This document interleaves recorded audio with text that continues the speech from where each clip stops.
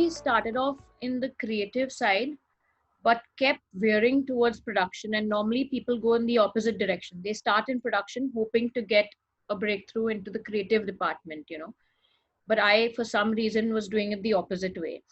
And I realized I was good at organizing stuff from a very young age. And whether it was taking part in sort of singing and dance competitions, not just in school, but also in we have a zonal competition in Bombay that is the whole of Bandra, which is one part of Bombay, and you know all of us take part, and you plan and you prep for 3 months, and then there's a final competition. And I was always like, of my zone, I was always the leader. And I realized that I have it in me to put things together. And I got into event management. I dabbled in it very briefly at the age of 16.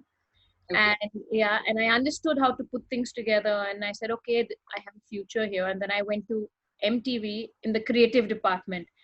And I wanted to get into production, and there was no opening in production. There was an opening in the creative, and everybody was like, must, must work in the creative department. It's a great opportunity.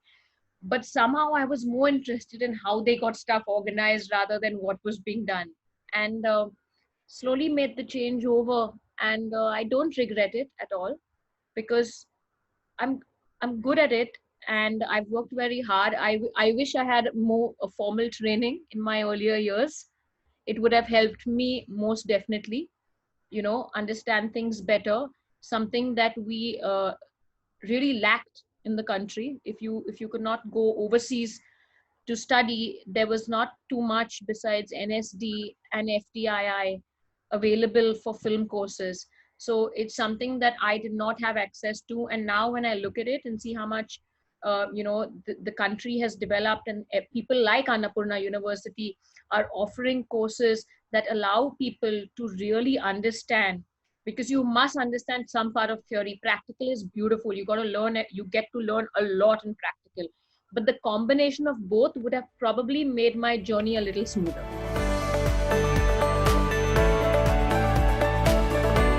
Vishai Network was my first film set experience.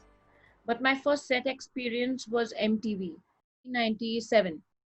And the world of MTV is very, it's a different world. And that was MTV International. It was not MTV India. So it's a bit more relaxed. Protocol doesn't really exist. Everybody is equal. And, in terms of the way you function, you do your work, but at 5 o'clock, everybody is the same, and you all meet and you socialize. It's a very different world. Mm-hmm. From there, I went into a game show in 2000. After MTV, I was working on a game show, which was something I didn't really understand. The whole, multiple cameras and live editing and all of that. It did not interest me. From there, I moved to Balaji Telefilms. I I I I was an assistant to the producer, to the associate producer, and I was working on getting people's dates and making sure the shoot happens. Uh, the way television functions, they have long hours. They have 12-hour days. I remember at one point I was doing a 12-hour day and a 12-hour night at the same time, and I had no clue when I was sleeping. And you have to churn out episodes in time. You have to make your ratings. You have to make your timelines. It's a different world. It's really a different world. I realized, okay, this is not for me actually too, I learned a lot, and I said, I want to work in films. Strangely enough, I had watched all of 5 films, or 5 Hindi films in my life. I said, but I watched Kuch Kuch Hota Hai. It was due to my best friend. She subjected me to torture because it was her favorite film. And from torture, it became one of my most loved films. I knew the dialogues. I used to laugh. And she always said, one day you can make this and I'll act in it. And I said, yeah, sure. And, you have these dreams as kids. I never in my wildest imagination thought I'd be producing for Karan Johar. It was something I just spoke of in random as a teenager. That's what happened. I got into Fisheye. In Fisheye, I understood that uh, while a film set is very cool and chilled. It has a lot of protocol in it. So, and it's very important to learn protocol because it allows you to work better and allows you to know to draw your boundaries and how to draw your boundaries. Pooja was a great teacher. Mm. She's very hands on. I mean, I will credit the fact that my hands on attitude totally comes from Pooja Bhatt. She explained to me that everything is your job. And she would even pick up a broom and sweep a set if something needed to be cleaned quickly. I remember my first film was Sur with Tanuja Chandra, and I was in the production design department. I was in the production department. I sang in that movie and I acted in that film as one of the students. So I had 4 jobs, and it was the most amazing, enriching experience of my life. That film for me is something that I will always hold very dear to me. I learned production literally by having to do everything. We were just 3 people in production when I started. I learned production design, something that I have grown to love over the years. Pooja exposed my mind to design, and she would give me these magazines. She would show me stuff. In a way, she was my institution, because she would expose me to things that I did not have exposure to. And it's very important to grow, to be exposed to different things in order to grow as a person. So production design has enriched my life, not my career, but my life. It is something that I do naturally and I will always turn to. Probably someday, if I want to stop producing, I'm going to go and do styling in homes and all of that. That's what I would do. And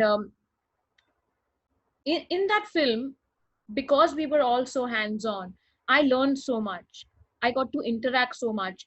I remember Tanuja used to scream at me because I would be fiddling with a candle till the point she was about to say action, because I felt that candle was not in the right direction.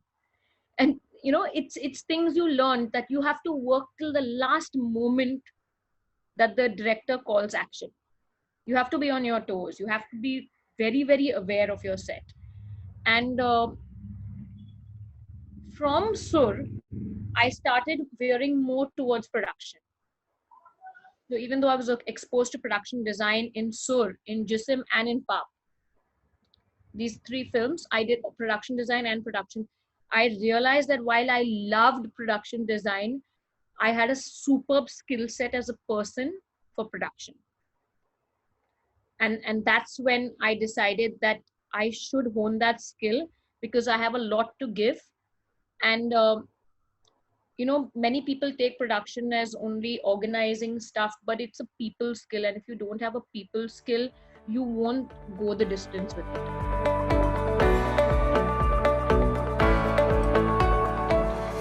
The key thing for production, apart from obviously your organization skills, and the fact that you have to have your ear to the ground, because you have to know minute by minute of what is changing on your set, right? Because things are evolving, requirements are changing, the scene is not getting over in a certain amount of time, you might spills over to the next day. You got to be on your toes. You got to be. The other thing that you really need is people management skills. You have a crew of anywhere from 60 to 500, and you have to be able to manage people, because people need management. Your actors need a certain type of management. They have to be kept informed of what's going on, delays. Nobody wants to sit around waiting in makeup when they've woken up at 4 o'clock in the morning for something that they are not shooting till 2 in the afternoon. So you have to be able to address their concerns. You have to be able to make sure they're comfortable. That's one part. Then your director is very, he's in the moment, he's interested in the scene, he's interested in the creativity. You have to take away the production issues that there are on set away from him. So if something breaks, keep it away from him. If an equipment breaks down, figure out how to get the next equipment replaced without taking that stress to him. So that's for the director. Then you have various crew members. Somebody or the other, some an assistant has either, done something wrong, got yelled at, you need to calm them down, because it can be overwhelming to get yelled at on a film set, and it happens all the time, like every day, 5 times a day. So you have to be able to counsel that person and explain to them rationally what they did wrong, why sometimes in the heat of the moment they are going to get flack, and how they need to avoid it in the future. Then you'll have the lighting and the setting department. They're all over the place, they're very loud, they're banging things, breaking things. The light department always fights with the art direction, because when they move their lights, they invariably break something with the art department, and then you have to calm those two departments down. So as you see, across the board, you're just calming people down, you're addressing their problems, you're like the mother on set and you're the counselor on set, and you're making sure that you calm them down and move ahead with the day, calm them down and move ahead with the day, and it goes on.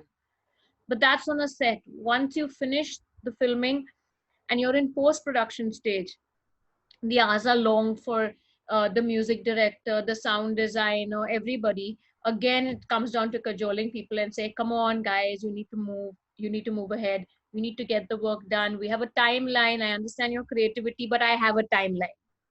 So managing timelines and creativity sometimes can pose to be a tough job, and you need to cajole people, because creative people will not let their work go out, and they do not adhere to timelines when it comes to their creativity. So you still have to manage even that. So as you can see, you're constantly using people management skills, and then you sit and you wonder, sorry, I thought I was supposed to produce this film, not mother everybody. And then you're like, it's part of the job.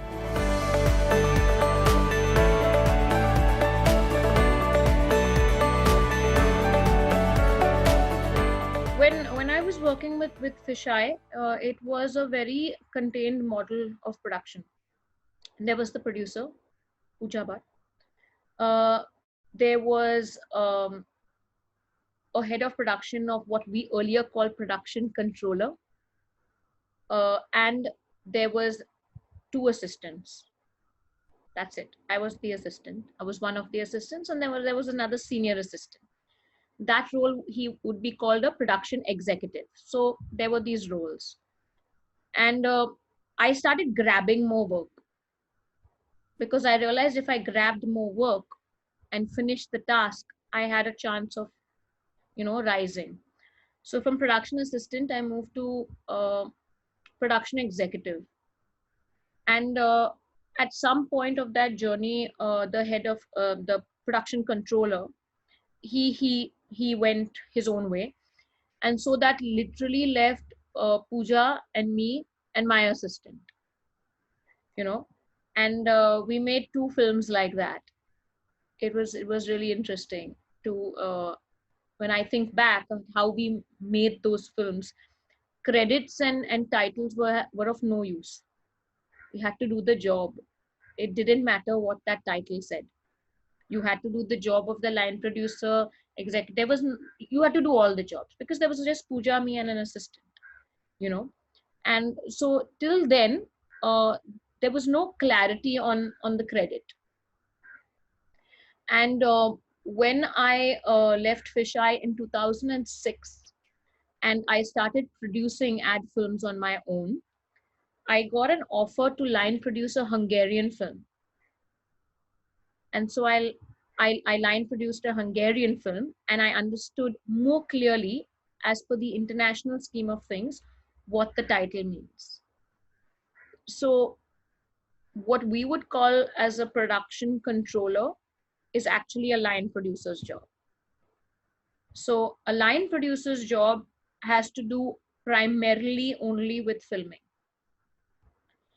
They take all the requirements from the executive producer and they organize the shoot. They are the people with their teams that are in charge of making sure all the departments are informed of what's being done, all the requirements in terms of technical, art, actor, costume, all the requirements go out along with the direction team and ensure locations, studios, everything is booked. They are in charge of all filming. That is their duty. That is the line producer's duty.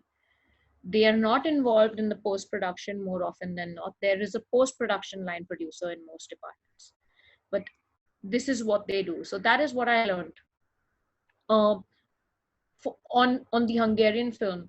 But on advertising, I was doing everything from making, the budget, to getting the ad film, to even doing this job with my assistant. And so again, because we were a small team, I was learning more jobs more effectively, and I was able to understand what I needed to delegate. The flip side to that is I was also becoming a control freak, because since I was doing everything on my own and I was doing so many jobs, it's very difficult to let go and allow somebody to do the job, because you're like, no, no, I know this, I'll do it faster and I'll do it better. But somehow you need to learn to delegate, and it's something that I learned over time. So that is my journey of fisheye and little post that.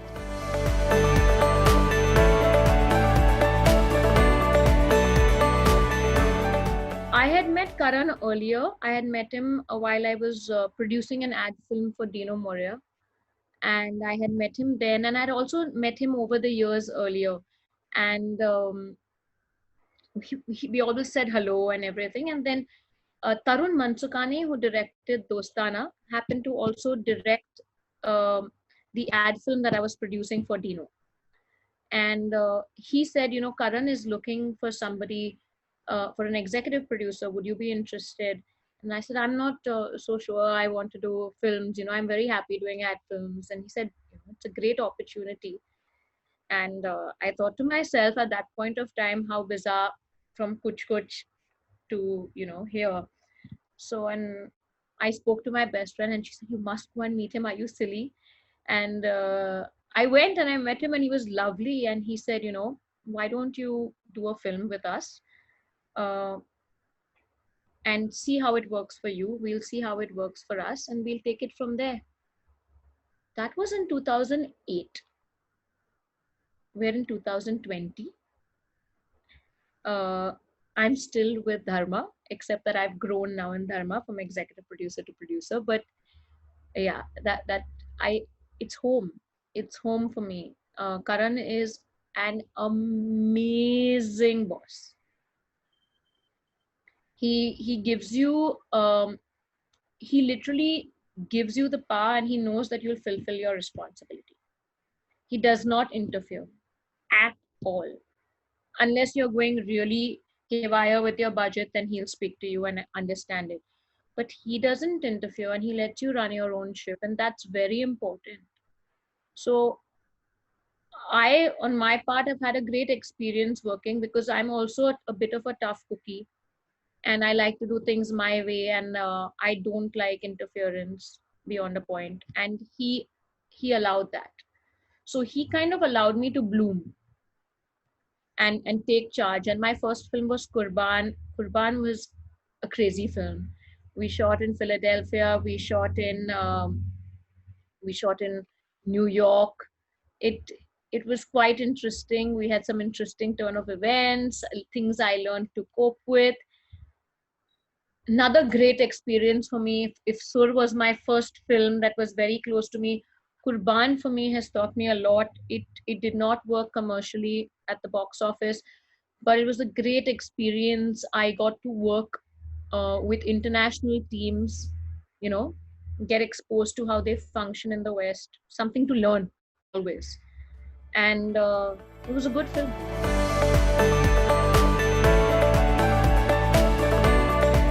The role of an executive producer, if I were to clearly sort of talk about it from the beginning to the end, what does an executive producer do?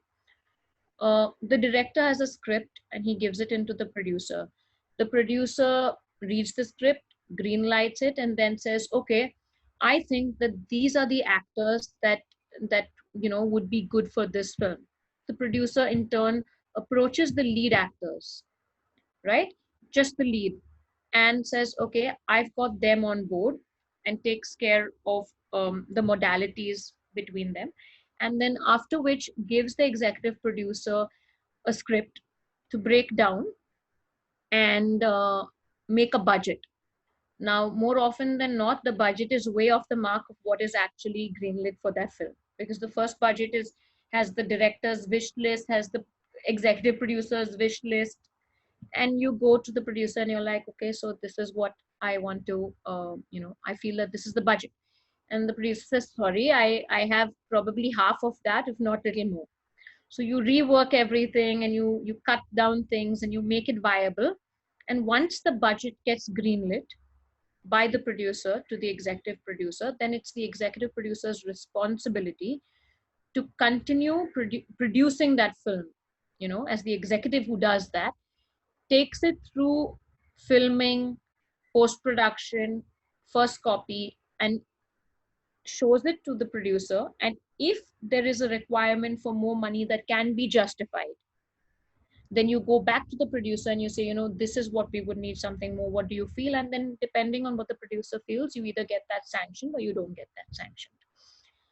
Now, in all of it, there is a team involved. There'll be a line producer, there's a production executive, coordinator. There are quite a few people now as compared to what I was used to. So somebody will manage travel for the whole crew.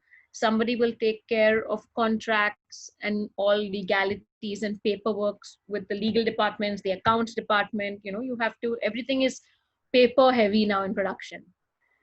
And so we will do that, and then we continue making the film, making sure that the line producer is staying in the budget allocated for shoot days, making sure the post production stays within budget. Everybody has to keep reporting in. You have to keep doing a cost of production check. We call it BVA, which is budget versus actuals. I, on my part, till date, even as producer, make sure that we have this done every 2 weeks. And then when it doesn't come in every 2 weeks, I kind of go a little crazy, because it's the only way to keep checking and understanding where you are in the scheme of things. Because finally, as a producer's job, you need to be able to say, okay, I've saved here, so I can add here, I can give the director more here.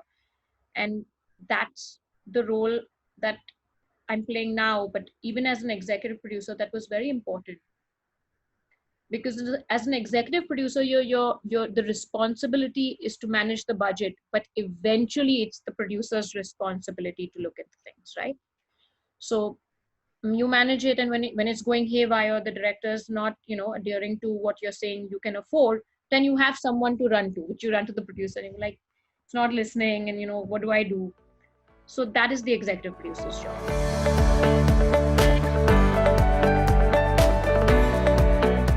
At the end of the day, the marketing has to work hand in glove with the production teams, whether it is bringing out units, television units of song promos, of dialogue promos, of teasers, of trailers, making sure that they're put in correctly, sent to the right place, delivery of the actual music album for the music label, ensuring that the actors go for promotion. So it's very hand in glove for the marketing. The distribution, I think that is purely managed by Karan and our CEO Apurva Mehta, who does like a brilliant job of that. That nobody has to worry about.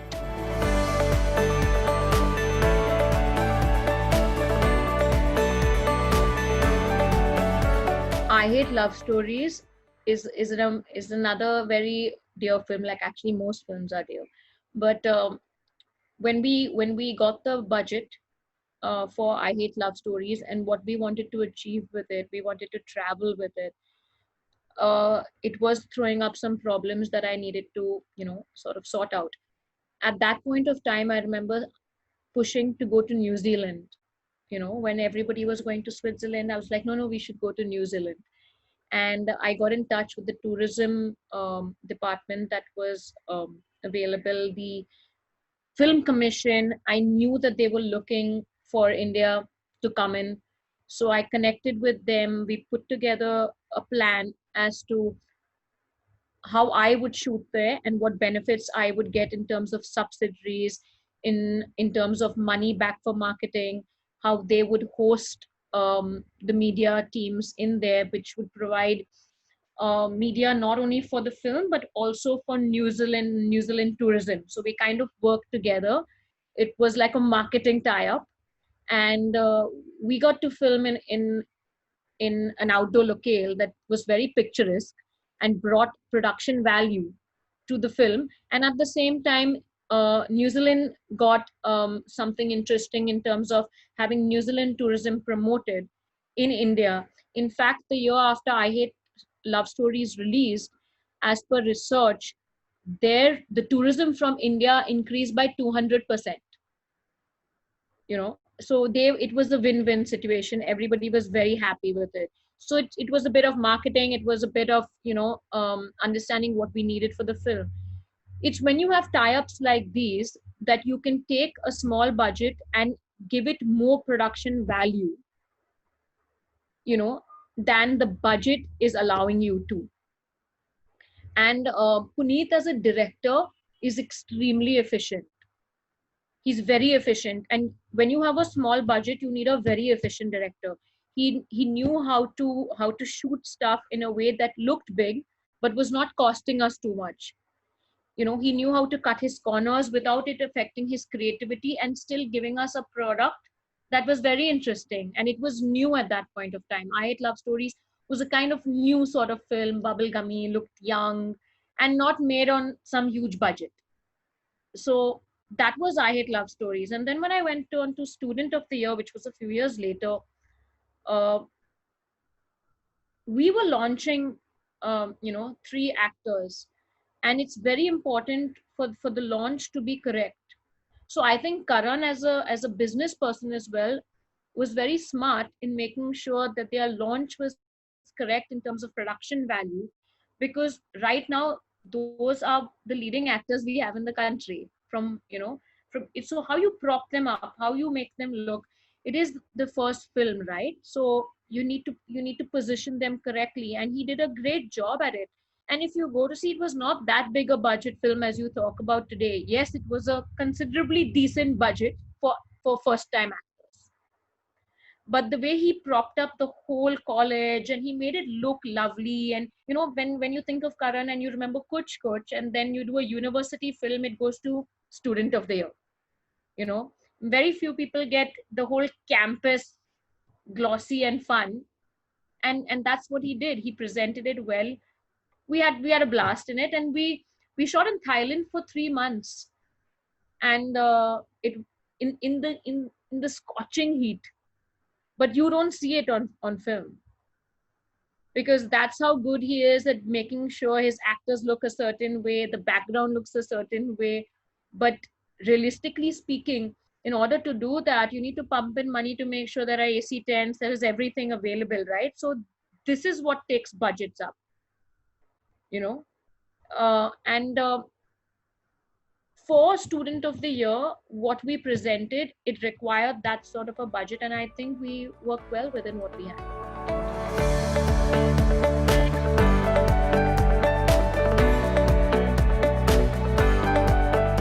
The captain of the ship is the director. It's his vision, correct? It's the director's vision. I am here to support my director's vision to the best of my capacity with the given funds. It's very important that the chemistry between the director and the executive producer, because the executive producer is more on flow than the producer. It's very important that the relationship between these two and the chemistry between these two is amazing, because it's only when that happens will you get a good product worked within a decent budget and made within budget. They both have to realize that they're working together to achieve something where one will need the other person's support. I think it's very important for directors to understand budgets, because I don't think that if, like, I might not have an understanding clearly of what a scene requires, or why it's taking so long, or why do you need so many angles to be shot, why are you shooting it from every angle. And the director has that understanding of why this particular scene requires this. In the similar fashion, the director does not understand why why is the money being spent in this fashion, and why do you need this, and what does it really cost. It's very important to understand what it really costs. And then when you break it down and you're like, oh, this is what it really costs. So there has to be that give and take between the director and the producer. There has to be that understanding. Both have to be on the same page. You have to be able to talk to your director about your budget, and your directors to talk to you about why he wants something extra more than what he envisioned when we made the budget.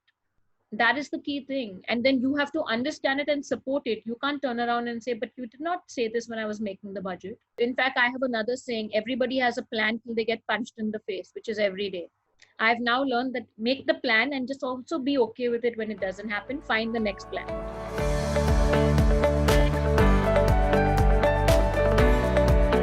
When we're shooting in outdoors and weather is not predictable, we take multiple location permissions.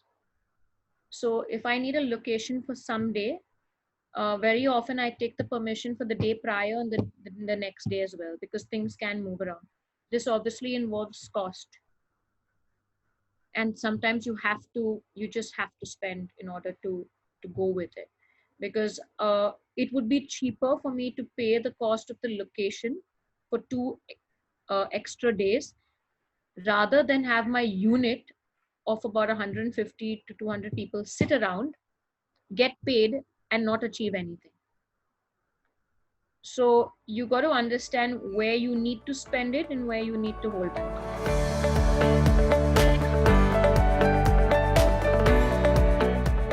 As an executive producer and as a producer, most definitely that there is a requirement to be creative in producing. So if there is a location that is requiring a certain amount of money, I need to understand that, okay, I cannot afford it, but I can have another place where I can give the director a similar location that will cost me less. And that is creativity, finding that location, matching it, understanding, oh, this is his vision, I need to do it. And even location hunting starts with the production department as well, because the direction teams and the director will always find the best location which is not really viable to film at, not affordable, and you have to find something that meets their vision but is still affordable, and for example, I'll give you an example of this. During Ae Dil Hai Mushkil, Karan wanted to film in the Alps, Switzerland, and he also wanted to shoot in a city that was known for its music and culture, which is, something like Vienna. So Vienna is in Austria, and now that means I need another country. That means carting all these people to another country. The expense for that, it was unaffordable. It was as simple as this: opened Google and typed mountain range near Vienna, and we got all the names of the mountain ranges. Then we got in touch with a commission there, which we had never heard of. It was a place called Tyrol. And we were like, okay, there is a mountain range that looks similar. Got in touch with this film commission. They had no idea how we found them. And landed up there, being hosted by them, the production designer and myself. We were like, wow, it's a drive. It was a drive. It was a 4-hour drive from Vienna.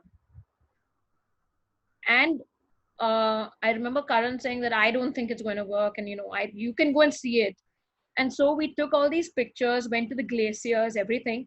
And we showed him the pictures and he was like, see, this is what I'm talking about. This is Switzerland. I said, no, this is not Switzerland. This is Austria. And he was like, wow. So, you find your way, and you have to find your way because that's your job. So that means there's a lot of creativity involved. And that also brings me to the part where I think it's very important for the executive producer and the production designer to be hand in glove, because the director's vision is also being managed by the production designer, right? Because she creates the vision. She, in terms of understanding what a location needs to look like, how she's going to dress it, all of that. And on my part, I've had a fabulous relationship with the production designer, touch wood. In fact, she's worked with me on almost every film, and we've been to all the countries together on our own. very often without the director, and we find the locations and we come back, because that really helps the process of understanding, okay, I can't afford this, but I understand what you want, but let me show you this before I show it to the director, and let's see how you can work with it first. You look at it, you understand it, and then we'll go back to the director. So that's also a very important process that people don't realize. You can't shove something down somebody's throat. You have to explain to them, you have to show them, you have to find ways to make it work with them.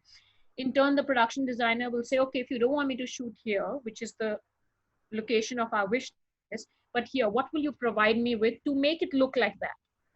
So you work around all of it, and that is what creative producing is.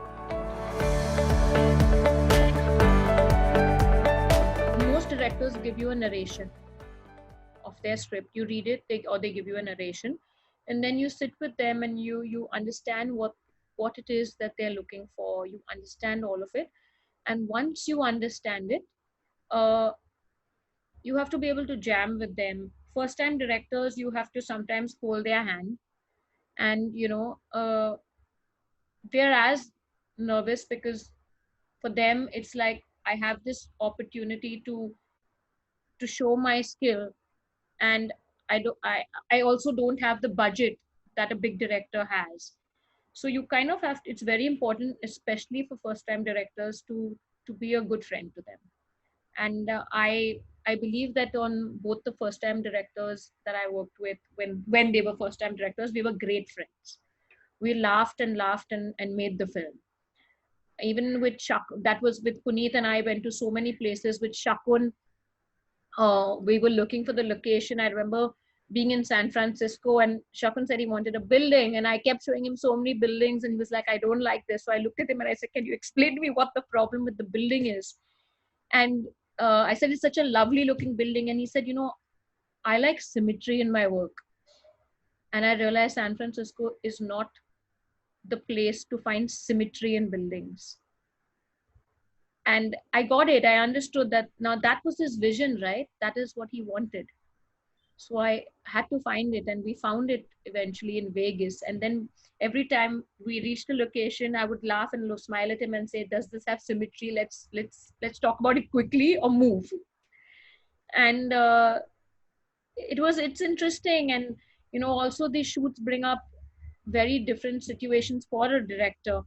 In Vegas, where it hardly has any weather issues, there was a rainstorm that threw our shooting out of gear. The flights were all cancelled. Nobody was reaching back to India. It was just before Christmas. And I remember Shakan saying, I know the storm is coming, so I'll finish quickly and make this happen. And he worked around it with his DOP, and he made it happen. So it's important. I mean, he could have got flustered in that moment and said, oh my God, no, I envisioned it like this. I have to do it like this. But he said, okay, got the problem. We all have to go back to India. We're not staying here. So let's finish it. Let's cut this. Let's change it. Let's make it work.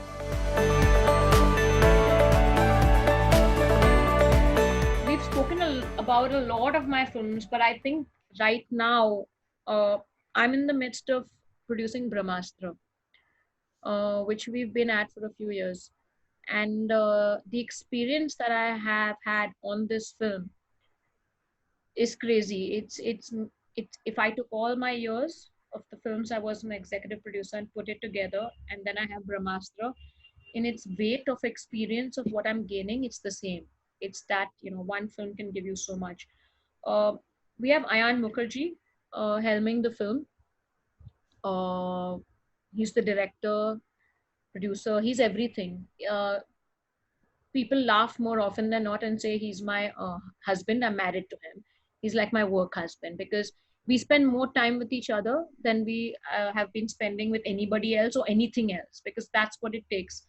We've traveled so much. We've been to so many countries, learning how to make things, because that's what really it is, right? You need to learn.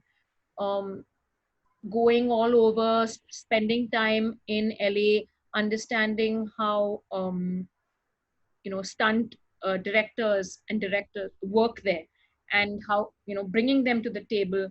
You must understand that we don't have budgets of big Hollywood films, even though we can proudly say we have an awesome budget, a really big budget for Brahmastra. But when you compare what we're trying to achieve as compared to what a similar film in Hollywood achieves, the budgets are so varied. But yet, obviously, Ayan's a taskmaster, and he believes that it has to be the best. So he has managed, and me happily walking along with him has managed to get people to work with us who have worked on projects like Wonder Woman and everything. So you are constantly now, at least I am, working with people who are at the top of their game, understanding how to make them work in the budgets we have, managing them, cajoling them into coming on board. And it's been an insane amount of travel for the last 4 years. In fact, more often than not, every month I've been out of the country. And it's a common joke in the office that, oh, Marika's on off on a holiday again. Because you're just not there, and that's the amount of work you have. You have to keep going there. The post production, the visual effects is being produced in the UK. The film is being produced in the UK. So there's a lot of traveling, there's a lot of understanding and working with international crews, and their style is very different from ours. So also I'm beginning to learn and understand how to adapt to their style, because we we take our work very seriously, as do they, but we take it in a different way. Like, for example, 12 hours is not 12 hours, 12 hours is 24 hours for us. But for them, 12 hours is 12 hours. You can't call them after that 12 hours. And very often, if you send somebody an email, there's no way they're going to respond to you if it's a weekend. While if you send me an email, even at 2 in the morning, I'll probably respond. So it's different work cultures, and you have to learn to respect that work culture and work with other people, because that's very important. And I feel that Ayan has been a very big guiding light for me in the way he functions. He's so passionate. I tend to sometimes drop in my passion levels when I get frustrated, but he is at it. So relationships are very different between directors and producers, and I feel that he's given me something in these last few years to learn how to change the way I work for a better way. So I don't worry about the hours. I don't worry about how much I have to travel. There are times I've missed people's funerals, family funerals, weddings. Weddings are a given. I never don't make it for anybody's wedding, you know. And the only thing I try my level best to ensure I'm there for are my parents' birthdays. Beyond that, nothing matters to me. My birthday, I've been on a flight. It's happened several times. My parents' birthdays are important too. And so your personal life sometimes takes a huge hit, and that's perfectly fine, because the end product will speak for itself, and you will understand how much you gave to it.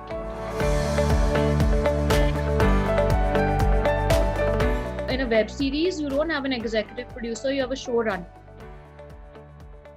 You have something called the showrunner. The showrunner is very often hired by the OTT platform, which is like Amazon or Netflix.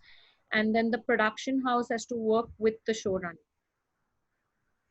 So the showrunner is also in charge of creativity and in charge of understanding how this is going to be made.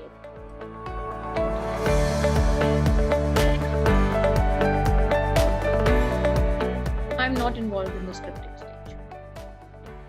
But once the script comes, I can definitely give my feedback. I can say, if the director is open to it, understand it, work with it, understand if we can tweak something, if producing it requires that. The first AD works hand in glove with the line producer. But having said that, because I am so involved and want to, be involved everywhere, I'm very much in touch with the first AD.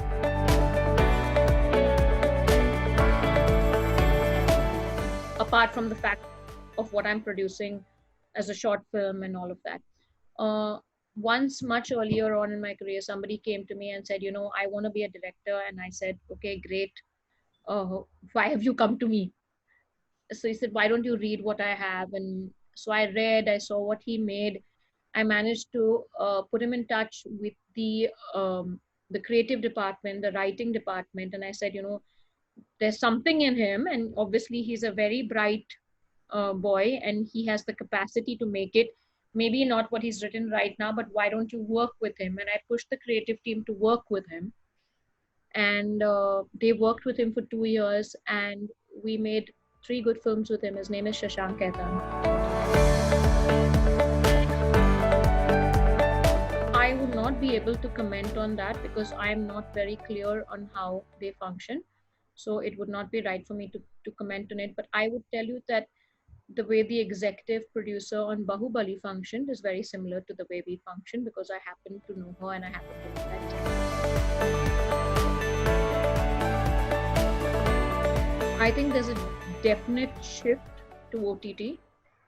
And I definitely feel that the big ticket films will get reserved for cinemas. You have to make films that are a spectacle to be seen in a cinema, and a lot of films will go to the OTT platform.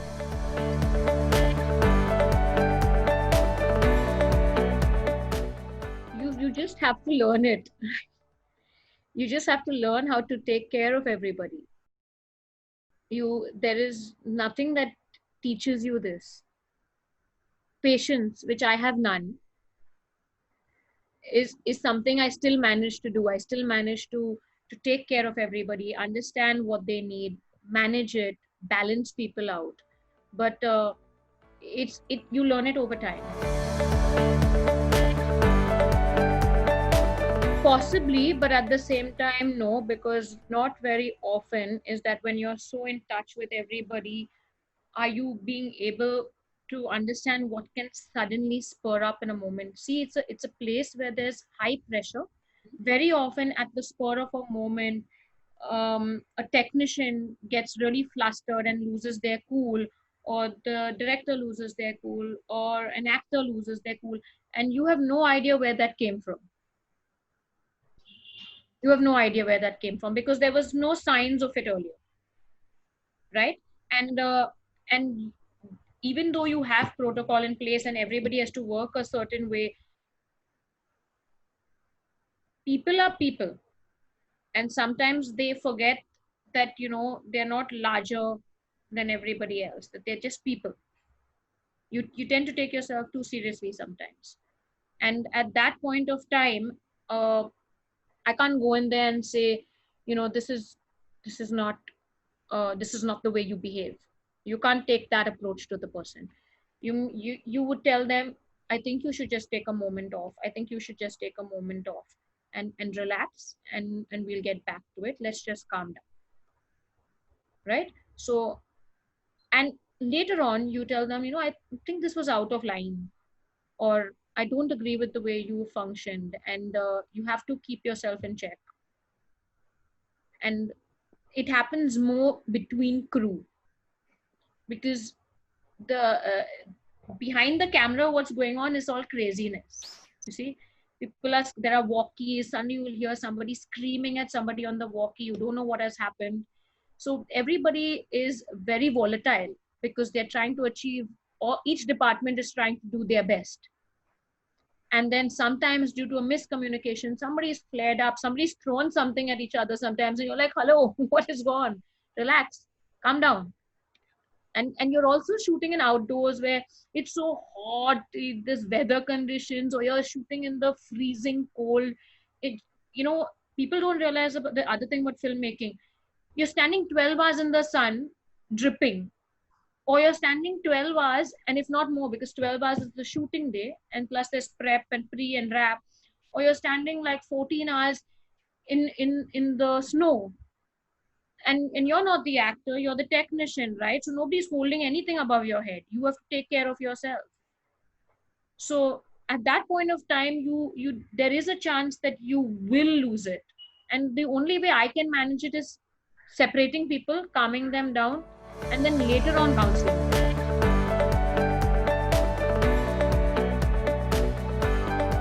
No.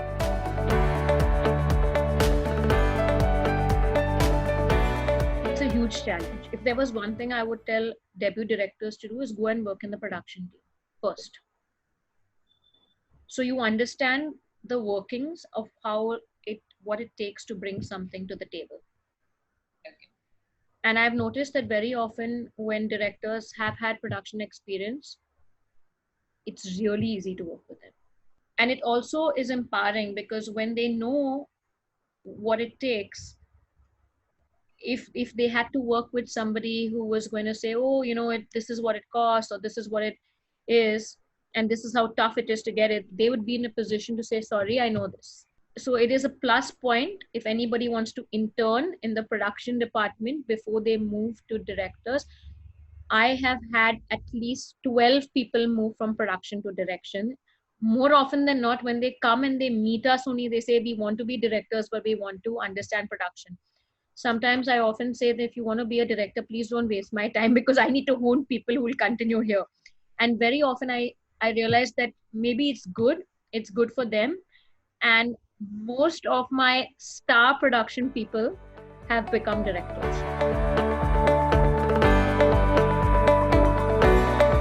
I wouldn't say that. I would say if you are studying production, then you should want to move to be a producer. Also, an important thing to understand is that the first assistant director's role is a key role to switching to being a producer. The first AD is the producer's person on the job, because the first AD is in charge of logistics and planning. The first AD should have zero input into creativity, because that's really how the West works. And I think that's a great way to function. If you want to be a director, then please be an associate director, creative director. But if you want to be a producer, please go and be a first AD, and then it'll be very easy to move in because you understand logistics. Now you just need to understand money. I've also had many first assistant directors come and work with me in production because now they've understood the logistics of planning. Now they want to understand the pathway of how to align the money, the funds. So a first AD is a producer's person on the job, responsible, and has to report into the producer to say, I finished this much in this day as per what I had planned. Because planning and finishing is equivalent to money spent.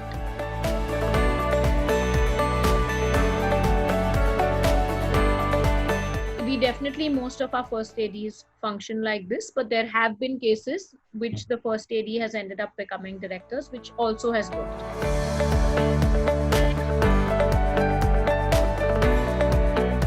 A creative producer is involved in various things. A creative producer is involved in scripting, in music from the creative department, as well as monies. See, there is nothing like a creative producer. A producer's job is to be creative. So I don't understand completely the term of creative producer. You know, on my own, I cannot seem to understand it. Because as a producer, you're meant to use your creative skills in order to bring it in. A production designer is the person who sets the look of your film, who sets the color palette for your film, a color palette that even the wardrobe department, the costume designers have to adhere to. So your production designer sets the entire look, whether it is locations, whether it is grading eventually in the post team, whether it is understanding how everything is going to look in that frame. That is your production designer's job, to work with the director, to work with the costume department, and to bring together the vision of the director as you see it on screen.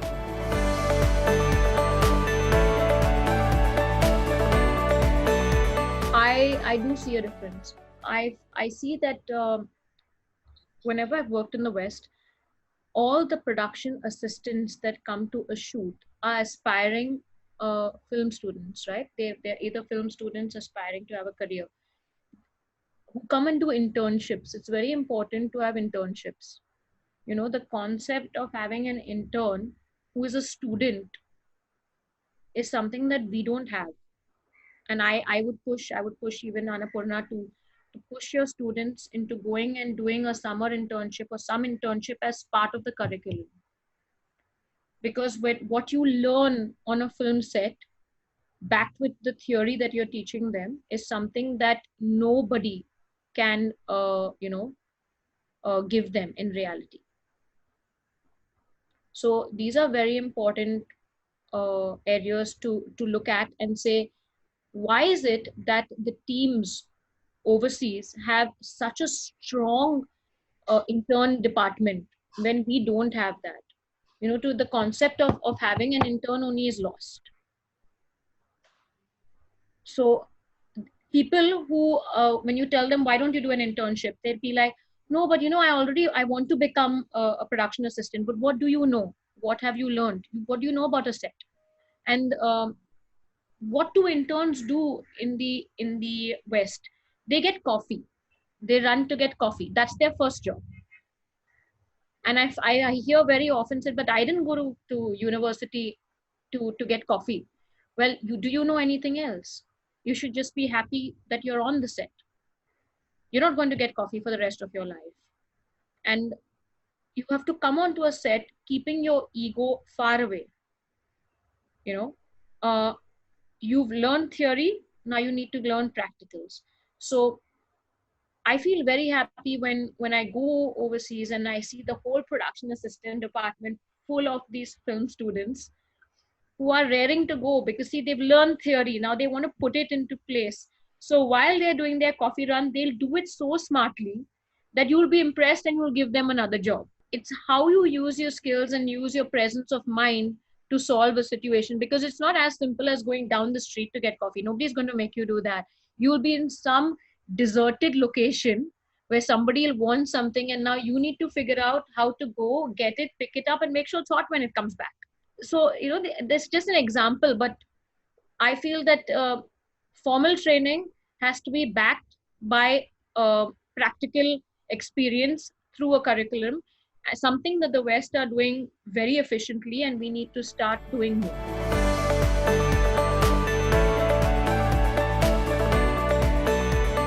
I don't look into all Dharma films. So I look into the films that I am doing. So I would not be able to talk for, there are other executive producers in the company, there are the co-producers in the company. So each person looks for a different skill set. So I would be able to comment on what I look at as Marijke when I hire people.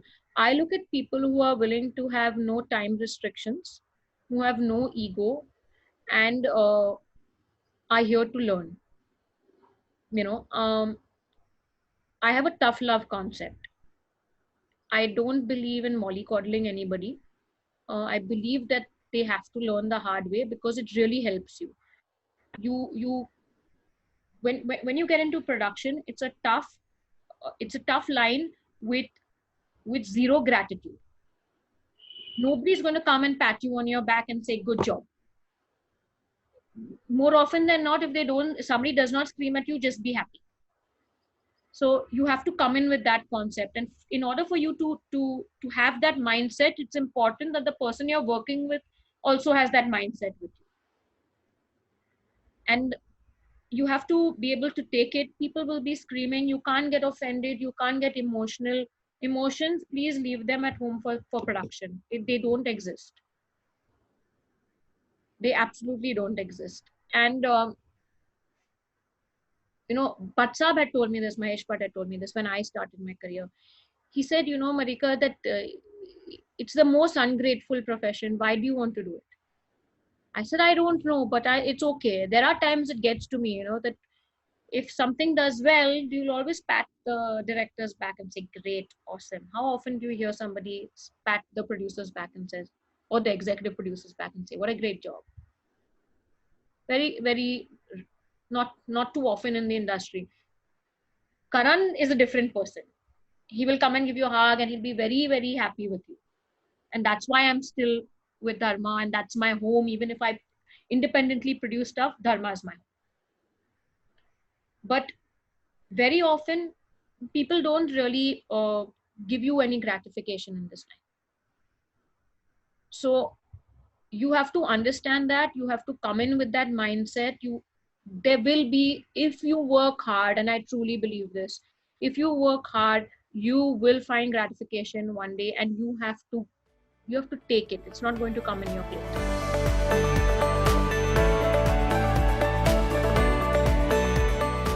I will provide you with an email address, and what you could do is you all could write into them with the people that you all are sending. If they can find a place to stay in Bombay, great.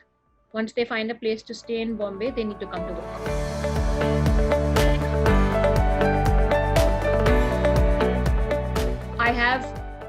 I've had faced several situations where people don't want to be taken to task by a woman.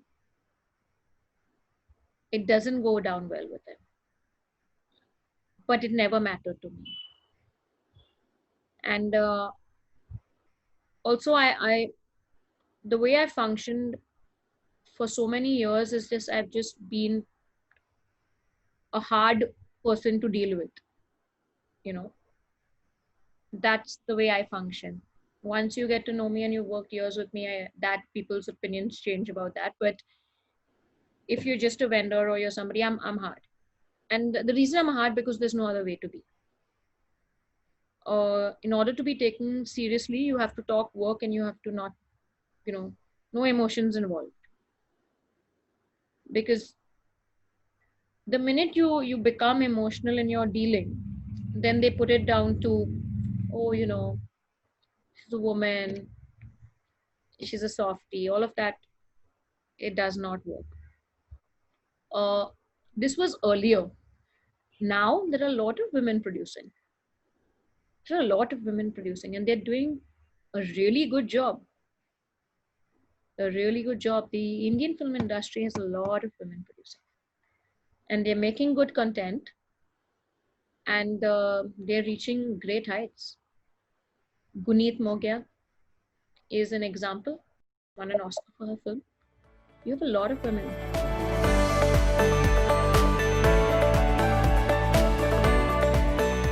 If I say that, going to a certain place to shoot in a certain way is going to provide me the right infrastructure within the right budget to achieve what I'm doing, I have to have thought this through. I can't come out of it and say, oh, I made a mistake, because I have somebody's money in my hands and I have a job to do. You see, you can't be flaky. It has nothing to do with gender. You can't be flaky as a human being when you're producing. You got to be sure. You got to make calculated risks. Sometimes you will go wrong. Everybody will go wrong. Let's understand that we're all humans, just in the way every other department, a director, even an actor, everybody will go wrong. A producer will go wrong. And you have to tell yourself it's okay to be wrong sometimes. It's fine. It's very tough, but it's okay. It's, that, okay, I made a mistake. And you have to be open to learning, because, and it's something I have learned personally. Very often you feel you know everything, and then you realize that there was another better way to do it. Very rarely do I agree to it, but it does happen.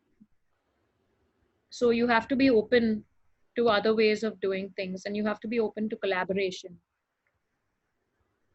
So you have to be clear to reach a certain mark, because your clarity is trickling down the line and you're leading a herd. So you can't lead them in the wrong direction and then reach the point and say, oh, we took the wrong path. No, it's not going to work.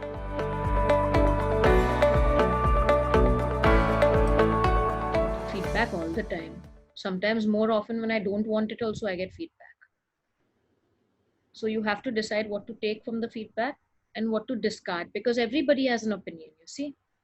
Even if they're not doing the job, they have to have an opinion. So you learn what to discard and what to take on board. And sometimes it's effective, sometimes it's not. You can't get bogged down by feedback.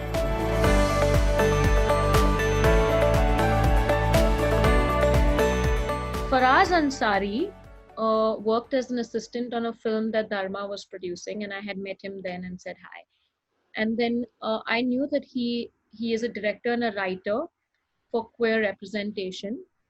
and he had made a silent film called Sisak, and that won the most amount of festival awards around the world from India, and something that nobody knew of. And there's something interesting in the way he writes. It's very tender. So he wrote a full-length feature film and came to me in 2017. And I said, I'm not so sure. Let me get back to you because I'm not. I'm producing Brahmastra and I cannot do something else.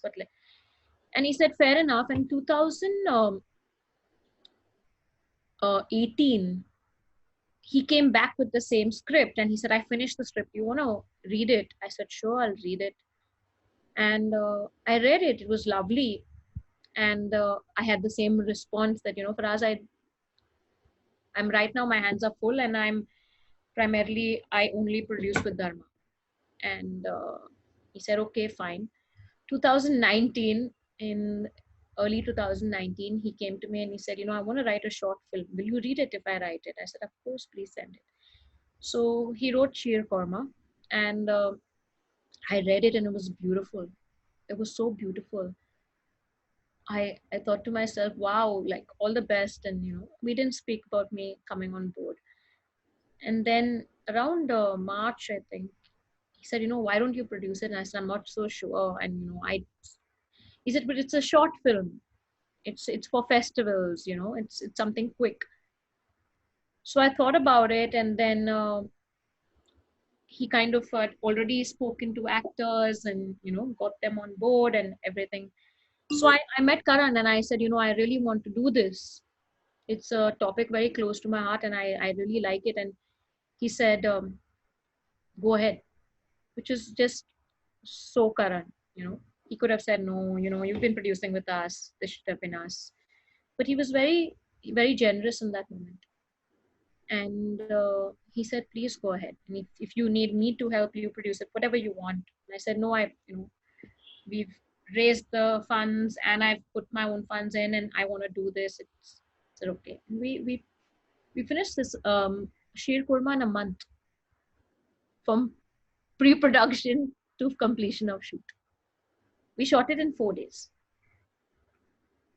And I remember through it, I used to go to set in the morning to check on them. And I said, okay, lovely, lovely. And I wanted for us to have a film experience because I know the stuff that he made earlier was on a really shoestring budget and he was not getting that feeling of being on a film set correctly. So I spoke to people that I had, good relations with over the years and said, I'm making this and can you help us? And everybody came running forward to assist us in it. And for those 4 days, it was like a proper film show. We had every equipment we wanted. We had everything. It was beautiful. He shot it. I saw the edit end of 2019.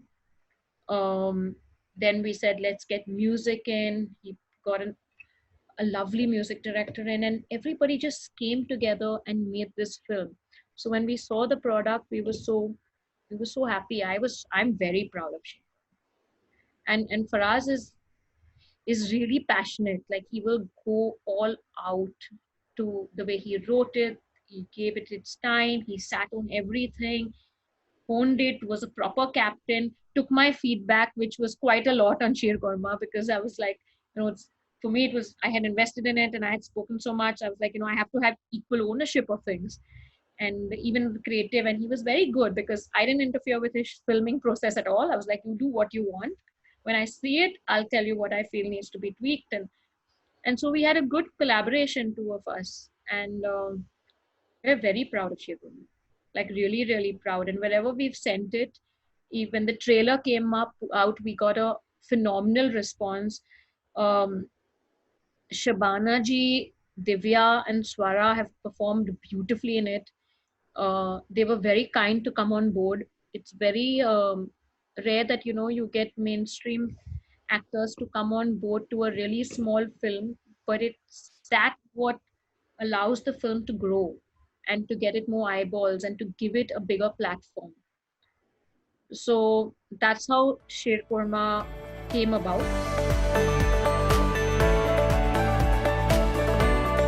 Is it for queer representation? When we made it, I was very clear that we were telling a story. It might be representing the LGBTQI of the country, but I was clear that we were making a story. A story needs to touch you at the heart. I don't believe that people should be put into boxes. This is my personal uh, feeling as a human being. I do not subscribe to any boxes or any, this belongs to this. This was a story. It's a beautiful story. It is about two women and the relationship with the mother, which I felt was beautiful. It was beautifully told. Yes, eventually it will be part of the queer representation, but I would like people to see it as a film that has a story and has a message.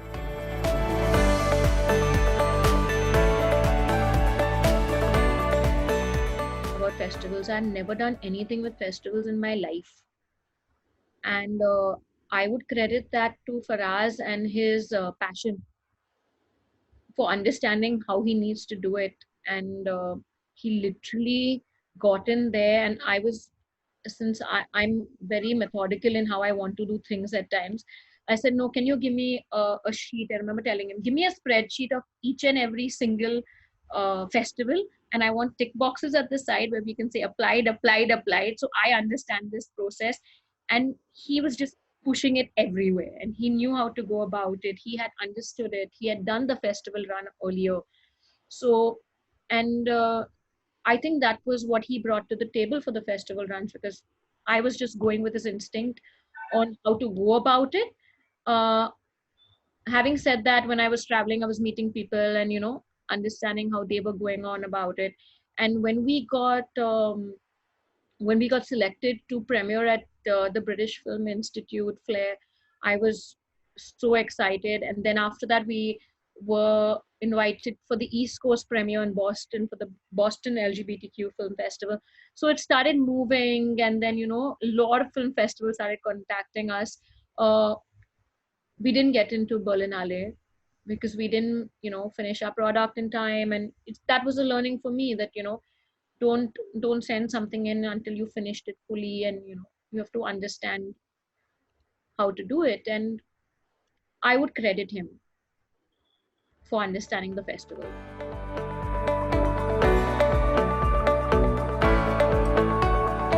Don't lose hope.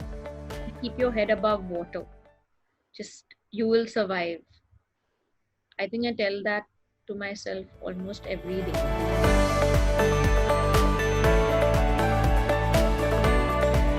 If I have a message to all the people watching this, I would say to them that if you are considering going to film school, now that we have it in the country, and places like your university that allows for affordable schooling in filming, please make use of it. Please go to school. Please learn something and come. And go to a set without your ego and learn that you're going to either get coffee or sweep a floor, and be okay with it. I've done it, and now I produce. And even now, I'll be very happy to pick up a broom, and people have seen me and think I'm mental about it. I'm still cleaning. I also have OCD, but I'm still cleaning. No matter where you reach in the rungs, be ready to do something else.